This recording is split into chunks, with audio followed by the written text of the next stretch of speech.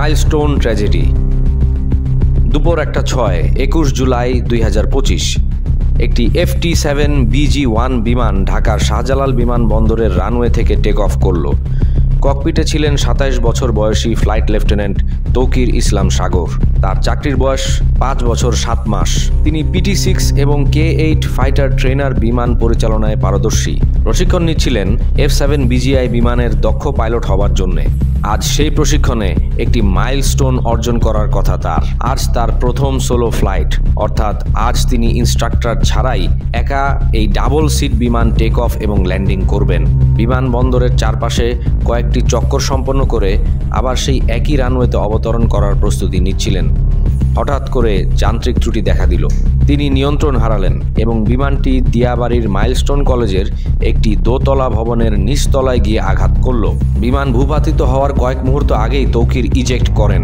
ফলে ইজেকশন সিটে বসে থাকা অবস্থায় তিনি মাইলস্টোন কলেজেরই আরেকটি ভবনের টিনের চাল ভেদ করে একটি রুমের মেঝেতে গিয়ে পড়েন। বিমানটি আঘাত করার সাথে সাথেই উত্তরার মাটি কেঁপে ওঠে বিকট বিস্ফোরণে এবং বহু দূর থেকে দেখা যায় মাশরুম আকৃতির কালো মেঘ। হতাহত হয় প্রায় 200 মানুষ। ঝরে যায় শিক্ষক, অভিভাবক সহ অসংখ্য ফুলের মতো নিষ্পাপ প্রাণ। প্রশ্ন হলো, এই ট্র্যাজেডি কেন ঘটল? অনেকেই বিমানটিকে দোষ দিচ্ছে, বলছে এটা 60-এর দশকের মুড়ির টিন। আবার কেউ কেউ দোষ চাপাচ্ছে পাইলটের ঘাড়ে, বলছে তিনি শিক্ষানবিশ এবং তার অদক্ষতার কারণেই হয়তো ঘটনা ঘটেছে। কেউ আবার চড়াও হচ্ছে বিমান বাহিনীর ওপর। তারা বলছে বিমান বাহিনীর ঘনবসতির উপর প্রশিক্ষণ দেওয়ার কি প্রয়োজন ছিল? এই প্রশিক্ষণগুলো তো শহরের থেকে দূরে কোনো জনশূন্য জায়গায় করলেই হতো। আসলে দোষ কার? জানতে হলে দেখতে থাকুন। প্রথম চ্যাপ্টার, দোষ কি বিমানে? মূলত MiG-21-এর মতো একটি সেকেন্ড জেনারেশন ফাইটারের উপর ইলেকট্রনিক্স এবং কন্ট্রোল সারফেস আপগ্রেড করালে যা পাওয়া যায় তাই হলো F-7 BG-1। বাংলাদেশ বিমান বাহিনীর সকল যুদ্ধ বিমানের মধ্যে এটাই সবচেয়ে নতুন, তবে প্রযুক্তিগত দিক দিয়ে কিছুটা পুরাতন। এটি ক্রয় করা হয় 2013 সালে। আর পাইলট তৌকির ইসলাম সাগর যেই বিমানটি উড়াচ্ছিলেন সেটি ছিল সেই বিমানেরই একটি ট্রেনিং ভার্সন, অর্থাৎ এর সক্ষমতা মূল ফাইটার বিমানের চাইতে কিছুটা কম এবং এখানে ফ্লাইট ইনস্ট্রাক্টরের জন্য একটি বাড়তি ককপিট ছিল। ডাবল ডেল্টা উইং এবং লিডিং এজ ফ্ল্যাপ অর স্ল্যাটের অভাবে এর দিক পরিবর্তন ক্ষমতা বা ম্যানুভারেবিলিটি কিছুটা কম। এই ধরনের বিমান বর্তমানে ইরান, উত্তর কোরিয়া, পাকিস্তান, মিয়ানমার এবং শ্রীলঙ্কার মতো মধ্য থেকে নিম্ন আয়ের দেশগুলি ব্যবহার করছে। অতএব বাংলাদেশের মতো একটি দেশে এই ধরনের বিমান ব্যবহার করাটা খুব একটা অস্বাভাবিক কিছু নয়। এটি একটি সিঙ্গেল ইঞ্জিন বিমান এবং এর কন্ট্রোল সিস্টেম হাইড্রোলিক ফ্লুইড দ্বারা পরিচালিত। তবে আধুনিক চতুর্থ এবং পঞ্চম প্রযুক্তির বিমানের মতো এতে কোনো রিডান্ডেন্সি নেই, অর্থাৎ একটি হাইড্রোলিক সিস্টেম ফেল করলে ব্যাকআপ হাইড্রোলিক সিস্টেমের মাধ্যমে রিকভারির কোনো সুযোগ নেই।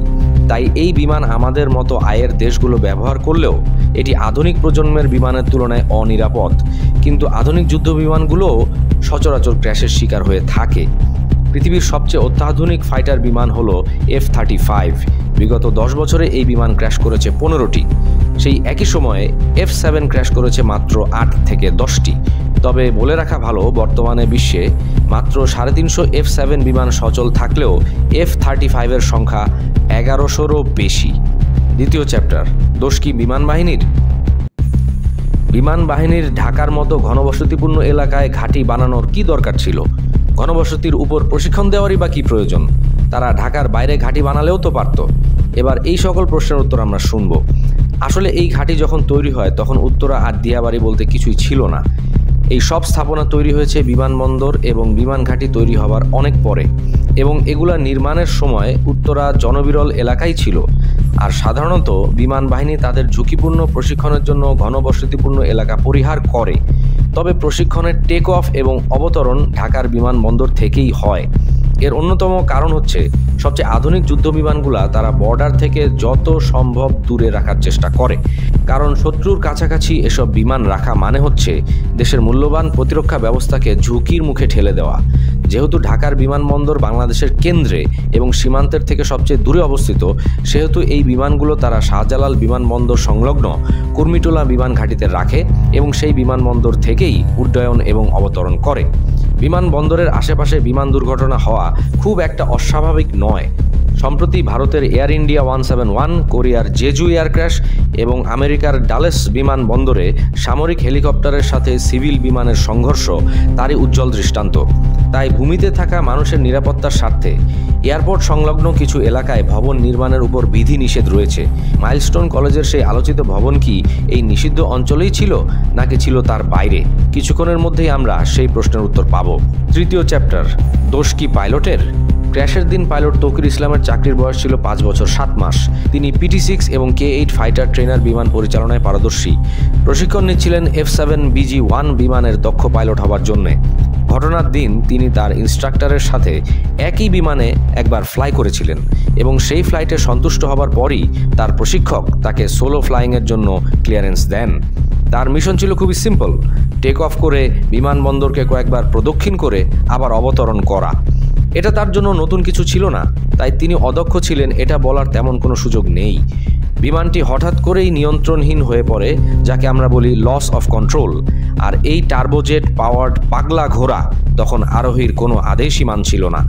এই যান্ত্রিক ত্রুটি দেখা দেওয়ার কিছুক্ষণের মধ্যেই তৌকির তার প্রশিক্ষককে রেডিওর মাধ্যমে অবগত করেন, যার ফলে তাকে বলা হয় দ্রুত রানওয়েতে অবতরণ করতে। কিন্তু তার আগেই বিমান দ্রুত উচ্চতা হারাতে শুরু করে। তাই দেখে ইনস্ট্রাক্টর 2 বার বলেন ইজেক্ট ইজেক্ট, কিন্তু তৌকির তা শোনেননি। শেষ মুহূর্ত পর্যন্ত চেষ্টা করে গেছেন। দুর্ভাগ্যবশত তাতেও কোনো লাভ হয়নি, কারণ বিমানটি গিয়ে আছড়ে পড়ে মাইলস্টোন কলেজের হায়দার আলী ভবনের নিচতলার মেইন গেট এবং সিঁড়িঘরে, যার কারণে বাচ্চারা না ছাদে উঠতে পারছিল না পারছিল গেট দিয়ে বেরোতে। সব কটা জানালায় গ্রিল থাকার কারণে অন্য বিকল্প পথও তারা পাচ্ছিল না। আগুনে আটকা পড়া শিশুগুলোর পালানোর সব রাস্তা এভাবেই বন্ধ হয়ে যায়। ভাগ্যের কি নির্মম পরিহাস! যেই যন্ত্রের মাধ্যমে এই মানুষগুলোর জীবন রক্ষা পাবার কথা, তার হাতেই তাদের মৃত্যু লেখা হলো। আলোচিত বিমানে 2020 সালে সংযোজিত হয়েছিল অত্যাধুনিক মার্টিন বেকার মার্ক 10 ইজেকশন সিট। কিন্তু কি দুর্ভাগ্য, বেচারা তৌকির যখন ইজেক্ট করলেন তখন বড়ই দেরি হয়ে গিয়েছিল। স্বল্প উচ্চতায় থাকা নিম্নমুখী বিমান থেকে ইজেকশন সার্ভাইভ করা খুবই কঠিন, ইজেকশন সিট যতই উন্নত হোক না কেন। তার উপর উদ্ধারকর্মীগণ ক্র্যাশ সাইট নিয়ে ব্যস্ত থাকার কারণে তৌকিরের অবস্থান শনাক্ত করতে পারছিল না, কারণ তিনি ক্র্যাশ সাইট থেকে একটু দূরে আরেকটি ভবনের ভিতরে গিয়ে পড়েছিলেন, যা বাইরের থেকে দৃশ্যমান ছিল না। এই কারণে ঘটনার আনুমানিক 1.5 ঘন্টা পর তাকে খুঁজে পাওয়া যায়, রক্তাক্ত এবং আহত অবস্থায়। তাকে জীবিত উদ্ধার করা হলেও হাসপাতালে নিতে নিতেই তিনি মারা যান এবং দায়িত্বরত ডাক্তার তাকে আগমনের সময় মৃত ঘোষণা করেন। চতুর্থ চ্যাপ্টার, মাইলস্টোন কলেজের লোকেশনটাই কি দুর্ঘটনার মূল কারণ? সহজ উত্তর হলো না। মাইলস্টোন কলেজের দিয়াবাড়ি ক্যাম্পাস এয়ারপোর্টের রানওয়ের শেষ সীমানা থেকে 3.25 কিলোমিটার দূরে অবস্থিত এবং রানওয়ের সেন্টার লাইন বরাবর এর অবস্থান।